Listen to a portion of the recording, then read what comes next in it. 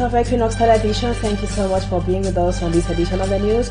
Right away, our major stories tonight. The city of Yaoundé is said to be suffering from acute water scarcity. The local population of the political capital of Cameroon say they can go for days and also weeks without the precious liquid, and even when water is available, they say the quality is also very questionable.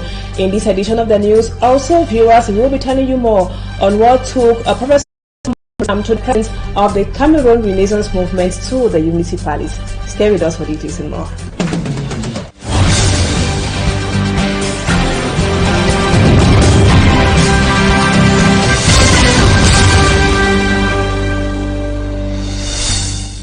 Welcome back, viewers. To begin to inform you in Yaoundé that the elections into the presidency of the Cameroon Medical Council is currently taking place in the nation's political capital, Yaoundé. In a tweet earlier today, the Minister for Public Health, Madawuda Malachi, assured public opinion that the elections have been properly organized with transparent ballot boxes, isolation kiosks, and others to ensure that the election into the presidency of the Cameroon Medical Council goes on hitch-free. But we just got information from our reporters in Yaoundé that media men and women have been sent out of the hall, and they have told them that the election has to continue behind closed doors. So we will be coming back to that in other details. That would be at 8 p.m. and in our subsequent news editions.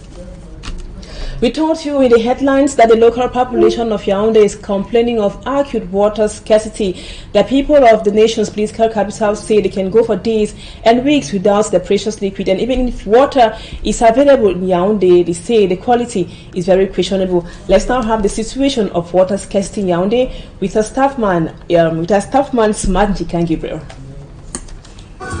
In the heart of the Chinga neighborhood in Yaoundé is a hole containing water from a broken pipe that people fetch water. For now, it's difficult to get water. This is where we fetch water. The inhabitants of Chinga say the hole developed following the lack of water in the locality. We have taps littered here and there, but water doesn't come out of it.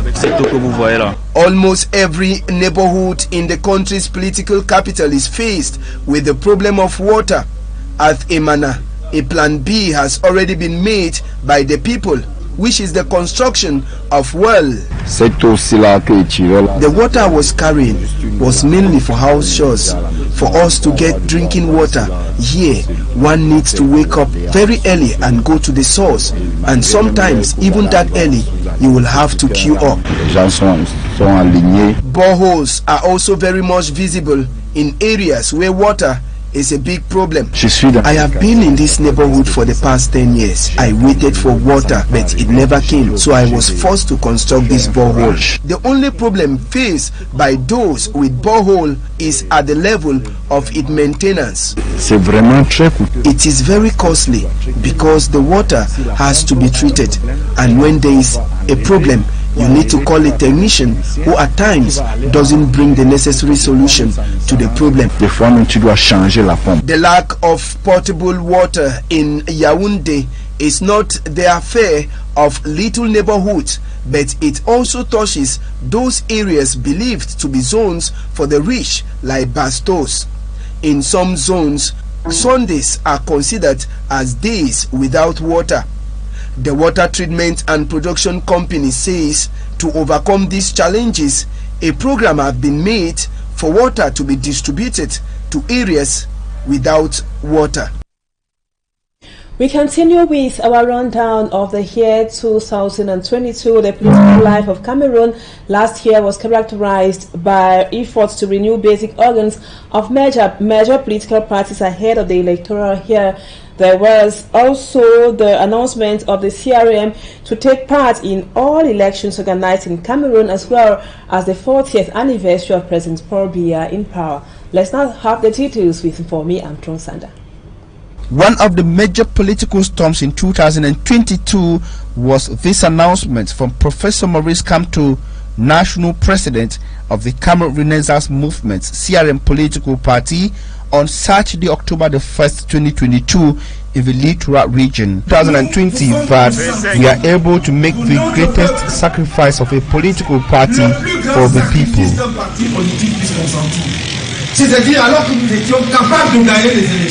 We were able to win the elections, but we decided not to take part because we are not fighting just for some militants of the CRM political party to become mayors, municipal councillors and members of parliament.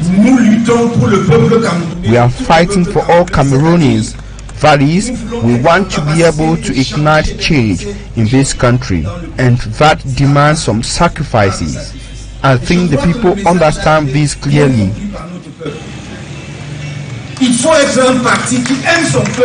It takes a party that loves the people to make such sacrifices.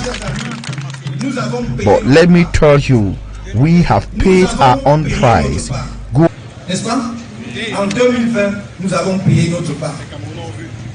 Now, if others want to do same, let them go ahead. We will go to the polls in 2025. I am not afraid to say this for those who use political contradictions to underlook us. A political party adopts its tactics with regards to the terrain.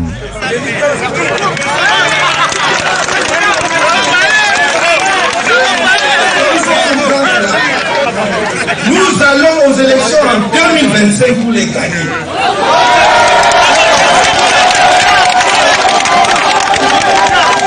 Professor Maurice Kamto was addressing thousands of his party supporters and sympathizers in the city of Kongsamba, Mungo Division, while installing newly elected party officials. The same message which he re-echoed 2 months later while installing party officials in the city of Douala. Le MRC prendra part à tous les scrutins à venir dans notre pays. Concerning upcoming elections, Professor Maurice Kamto said the CRN will partake even without any electoral court to bring about the change it has been fighting for. The Cameroon Renaissance Movement, CRM political party, throughout 2022 engaged a process to reorganize its basic organs ahead of the electoral year. Like the CRM party, the Social Democratic Front, SDF political party, announced the reorganization of its basic organs in 2022 ahead of the National Convention built for 2023. In the sense that I had to send people to the field to get the party structures reorganized, for us to have young people, boys and girls, come in. And they are coming in their numbers. And that's why some of you have recent noticed that some top cats of the party got very angry and they were blasting the hell out of me. Because to them they thought that we should just leave the party the way it is and go in for a convention. I said, no, we have to get the party reorganized to get more people in. So many people have died. So many people have resigned from their positions, and I cannot leave those positions and take a few people into the convention. I have to get the party reorganized. Let more people come in, younger and elderly people too, people with wisdom, come in to lead the party. More so because in the last convention here, I made it abundantly clear that the next convention I would love to retire. However, this announcement that came out of a National Executive Committee meeting in Yaoundé on the 10th of December 2022 has been dividing more than uniting the party.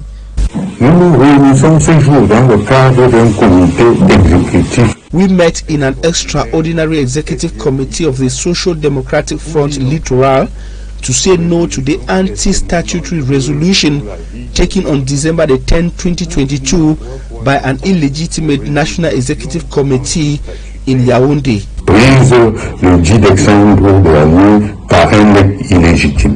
A fight that got political actors crying for the SDF. Choses qui trahissent la mauvaise intention du chairman. Another key political event of 2022 was the commemoration of the anniversary of President Paul Biya's ascension to the Supreme Magistracy in Cameroon. From subsection to subsection, section to section and region to region, the ruling Cameroon People's Democratic Movement, political party supporters and sympathizers used the occasion to trumpet the achievement of the man of the 6th of November 1982. And the economic situation in Cameroon has been very difficult for Cameroonians in the year 2022, and economists are predicting that the year 2023 might even be more difficult for Cameroonians, especially the poor and the low-income earners, with regards to the 2023 finance law. Our staffman Babila Jonathan spoke with an economist and compared this report for the news. Economic analysts decry the huge burden brought to bear on Cameroonians by the 2023 finance bill promulgated into law by President Paul Biya. The 6,346 billion francs CFA state budget will be generated from, among other sources of revenue, increase in taxes. Economist Dalvaris Ngoju says the tax increase, which he qualifies as exorbitant, is deplorable. To him, increasing taxes by up to 50% is abnormal.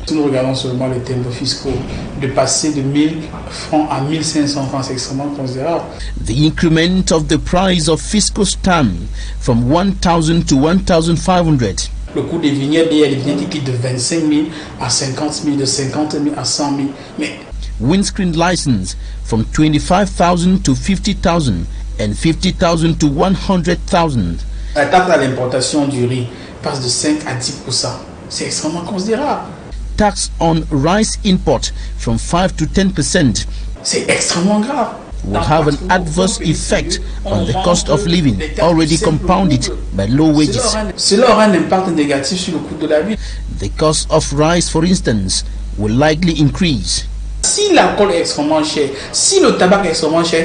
According to Dalvaris Ngoju, it would have been acceptable if the tax increase was rather imposed on imported drinks, notably alcoholic drinks, tobacco, and other drugs to discourage consumption, especially by young people, in a bid to curb juvenile delinquency. Considering the fact that a considerable proportion of the population is addicted to alcohol and tobacco consumption, increasing taxes on such products will bring in much more money into the state coffers. And now we turn to the headlines. I will be telling you more on what Professor Maurice Kamto went to do at the Unity Palace. Images of him at one of the entrances of the Unity Palace has been circulating on social media since December 21. Many have been asking what the CRM leader was there for with the file and what could be the content of that file. Jeune Afrique, in its recent publication, reveals that Maurice Kamto went to inform President Paul Biya that Nigeria is getting closer to the Bakassi Peninsula as the Anglophone crisis continues. Let's now have more with Innocent Aze. Into Jeune Afrique, one of Professor Maurice Kamto's vehicles was spotted at one of the entrances to the Unity Palace on December 21. It is believed the CRM leader went there to hand in a file to the agents of the Presidential Security Directorate stationed there. If many keep speculating what the contents of the letter was, Jeune Afrique has the answer. Maurice Kamto's file concerns a matter of international politics. In this case, the dispute between Cameroon and Nigeria around the Bakassi Peninsula. This is at the heart of a legal conflict that Abuja and Yaoundé have been waging before the International Court of Justice, ICJ, for over 15 years. Even if the ICJ issued a judgment in 2002 asking Nigeria to surrender the disputed territory to Cameroon, several agreements remain between both countries about the course of the border. In addition, a Nigerian separatist movement fighting for the independence of Biafra operates in the region, regularly clashing with the Cameroonian army. Jeune Afrique also said Kamto's addressed a letter to President Paul Biya bears issues of national interest like the killing of 5 soldiers from the B last July in clashes with the Biafran rebels. The region is still plagued by instability, and there are more and more voices in Nigeria that are rising to question the judgment of the ICJ in 2002. Professor Maurice Kamto was one of the main actors in the Bakassi file on the side of the Cameroonian authorities. Lawyer specialized in public international law, the opponent was thus part of the delegation designated by Paul Biya during the negotiations which led to the decision of the ICJ in 2002, then to the retrocession agreements between Yaoundé and Abuja in 2006. It was following this first victory that he was appointed Minister Delegate in 2004. Professor Maurice Kamto would then have offered his analysis of the file to Paul Biya in the name of the national interest. And now in health, the problem of dialysis for kidney patients might soon be a thing of the past with the inauguration of the very first dialysis center in the Adamawa region, precisely in Gaundere. In the report which comes up next, Immaculate Fogwe tells us that kidney patients in the Adamawa region had gone for several years without a dialysis center. Let's now have her report. For several years now, kidney patients living in Gaundere in the Adamawa region have been going through a lot of stress and trauma due to the absence of a hemodialysis center in the region. Patients had to cover several kilometers for dialysis treatment. However, the challenges faced by patients, the government of Cameroon inaugurates the first hemodialysis center in Gaundere. The head of state, His Excellency Paul Biya, has provided the population of Adamawa this hemodialysis center. I think we have the last technology here. So the personnel who was trained by the General Hospital of Douala is going to operate here. The city mayor of Gaundere expresses other major challenges faced by the health sector in the region. The Adamawa region in general and the city of Gaundere in particular have limited specialized health personnel. We need specialists in our region. Most of the hospitals lack the required equipment needed.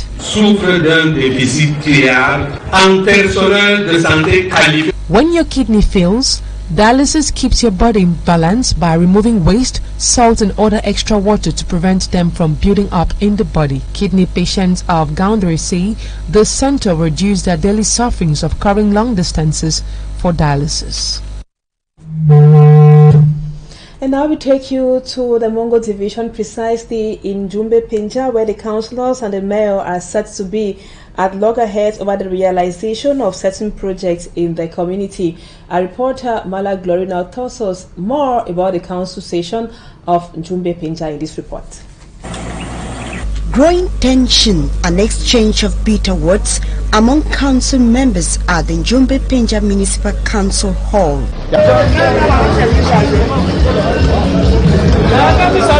The mayor and his councillors are at loggerhead. Councillors blame the mayor of the slow pace of development in the municipality. No route, le délabrement. Deplorable state of roads. There is no measure for the lack of hygiene and sanitation. We had an increasing number of cholera cases, the problem of electricity and lack of potable water too. Aside that, the mayor does not collaborate with his councillors. The worries of the population were raised during a council budgetary session. A budget which the councillors have boycotted as the call for the resignation of the mayor. Comme vous avez constaté, as you have noticed, we have refused to vote for the administrative budget. At one point in time, the mayor ignored the councillors, forgetting that he needs to work hand in hand with them. That is why today we have decided to take away our confidence in him. La confiance, comme nous avons fait tout à l'heure. A meeting which was held under the supervision of the divisional officer of Pinja was a fiasco. The mayor on his part says the accusations are baseless. Alors, on ne peut pas me faire le reproche. I can't be blamed for not doing something I know nothing about. I will take time to explain things to my colleagues so that we can all work together. À ce niveau, nous allons nous concerter pour qu'on avance. Jombe Pinja doit avancer. A meeting planned for the month of March was finally held in December. Because of this, the councillors blamed the mayor for his absence and lack of collaboration. Meantime, the population continued to suffer the absence of basic social amenities.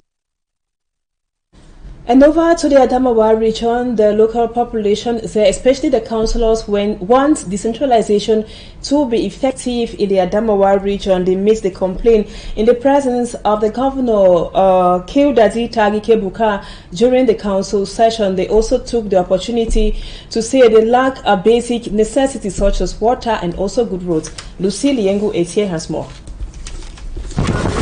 Poverty, bad roads, insufficient schools, amongst others, are some of the major challenges faced by the population of the Adamawa region.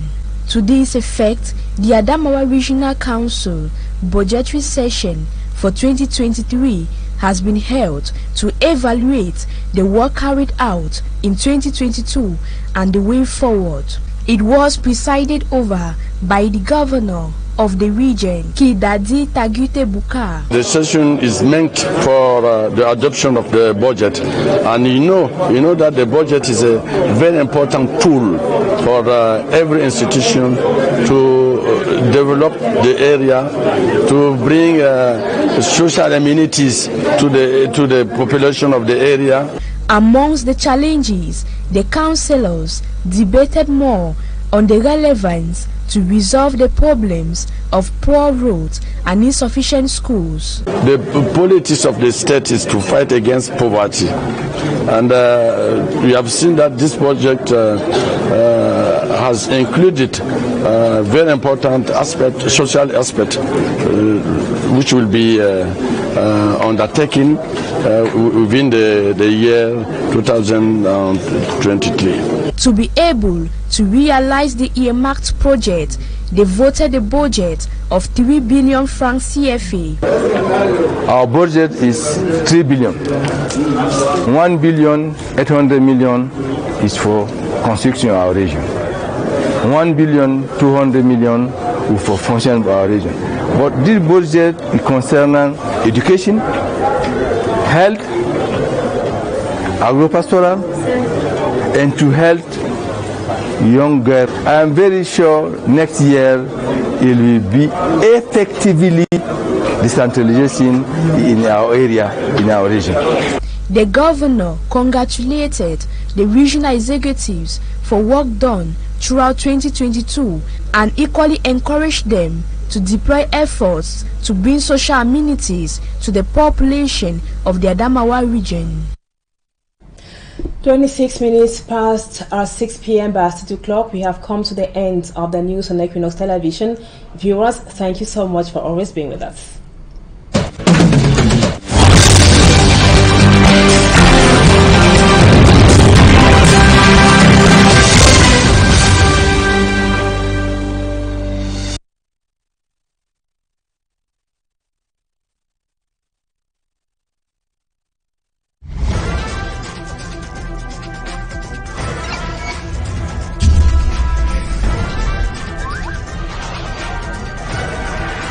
Equinoxe Télévision, au-delà de l'image, nous rendons compte.